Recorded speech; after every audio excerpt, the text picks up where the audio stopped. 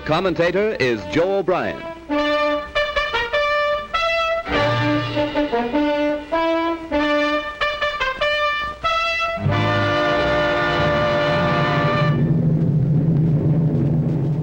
Here is the motion picture record released by the United States Navy of the havoc wrought by the Japs' sneak sky and sea raid on Pearl Harbor, America's mid-Pacific naval bastion.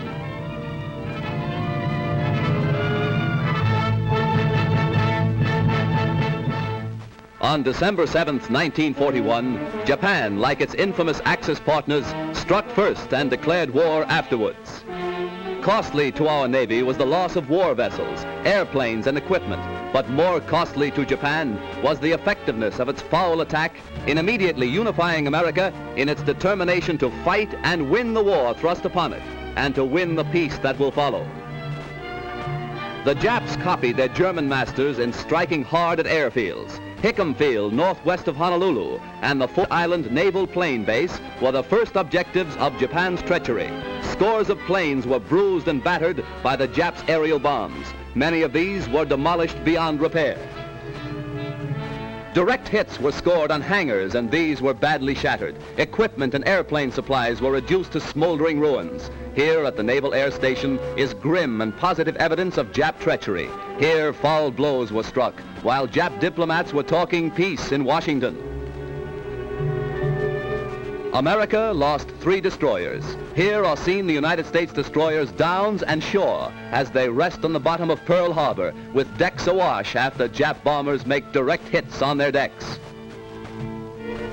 First to feel the sting of Japanese steel are the USS Oklahoma and Utah, the latter a 33-year-old target ship.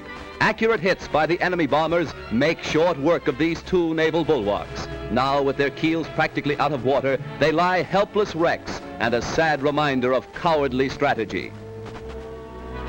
To make possible the surprise attack within Pearl Harbor, the Japs built 2-man submarines to enable them to fire sneak blows within waters that are narrow and tortuous. Several of these surprise weapons were blown from the water by direct hits of our naval gunners. Others were beached and captured. While sky and sea fire was still raging, salvage crews inspected our naval craft to estimate what may be saved. Before the din of bursting bombs had been silenced, preparations were underway to salvage these 2 warships. At low tide, the huge propeller of the Oklahoma, stilled by the enemy, was high above water. It is believed that the small 2-man Jap submarines carrying dual torpedo tubes were responsible for these 2 losses to our Pacific Fleet.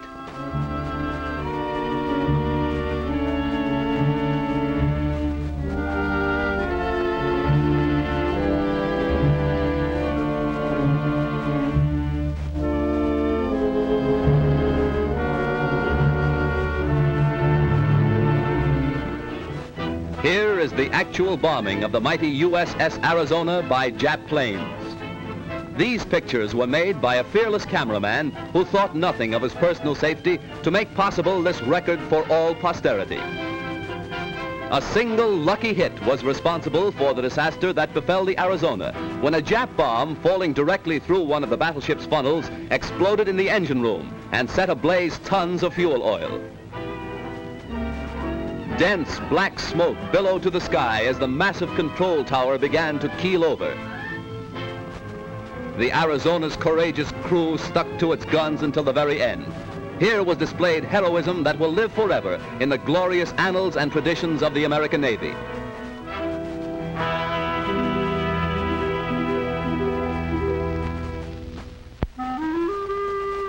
The once mighty Arizona now rests on Pearl Harbor's muddy bottom, a pitiful relic of its former self, a grim monument to the treachery of Japan.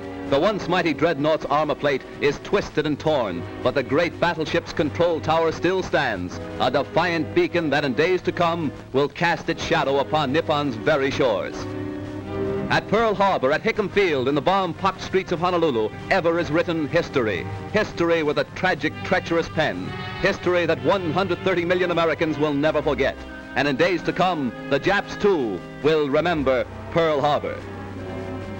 Here is a tragic, unforgettable page in the annals of America. Here, the cunning deceit of the Japs will never be forgotten. Here, they hoped to score a knockout before the war began. The Arizona's gun crews, battered and broken, fired to the last, their guns pointed skyward from whence the enemy appeared. The Jap sneak blow cost hundreds of military and civilian lives. The treacherous attack cost our Pacific Fleet 2 battleships outright, another capsized, the loss of 3 destroyers and a mine layer.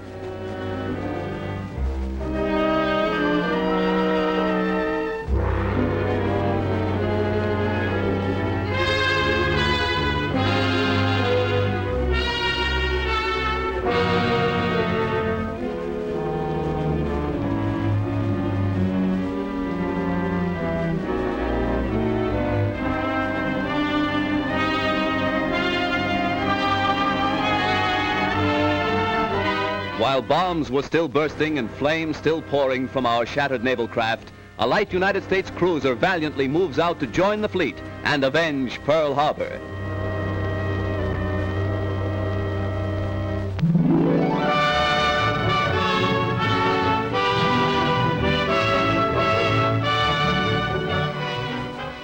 June 3rd, 1935. The Normandie, $60 million luxury liner, comes to America on its maiden crossing of the Atlantic, an event that occasioned a marine demonstration that will live in history. Whistles blew and sirens shrieked a mighty welcome to the new Queen of the Seas. The famed skyline of America's greatest city formed a fitting background for America's greeting to one of the most stately ships that ever crossed the Atlantic. 6 years later, shortly after the United States entered the war, the Normandie was seized and placed under naval guard. Hundreds of civilian workers were put aboard the Normandie, renamed the USS Lafayette, to strip the vessel of its costly furnishings and to prepare it for war duty as a United States transport.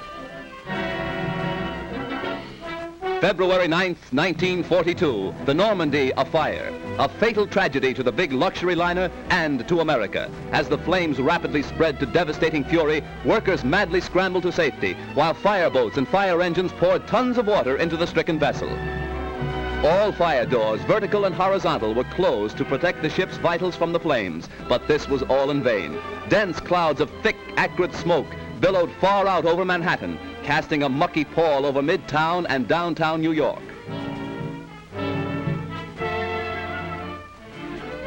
While the blaze was at its height, hundreds of doctors, nurses, and first aid workers were rushed to the scene to remove the wounded and to administer first aid to scores overcome in their efforts to stem the fury of the spreading flames. Millions stood in awe when the Normandie first reached America on its triumphant maiden voyage. Again, millions lined the New York and New Jersey shores to sadly observe the passing of the doomed and ill-fated ship. Rear Admiral Adolphus Andrews, Commandant of the 3rd Naval District, ordered all hands ashore to save the lives of those who were heroically battling to keep the huge liner upright. Hour after hour, tons of water were pumped into the Normandie, causing a bad list to port, as strong hawsers snapped and tugs strove to push the giant vessel close to the wharf.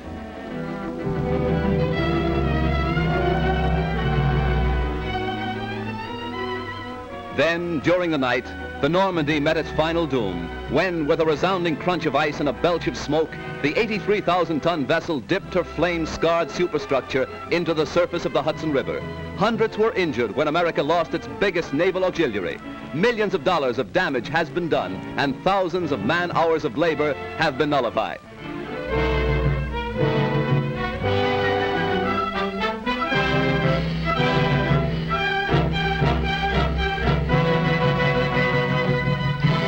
Accident or sabotage, the world may never know. But the fate of the luxury liner Normandie, rechristened the USS Lafayette, is one of the major catastrophes of our day.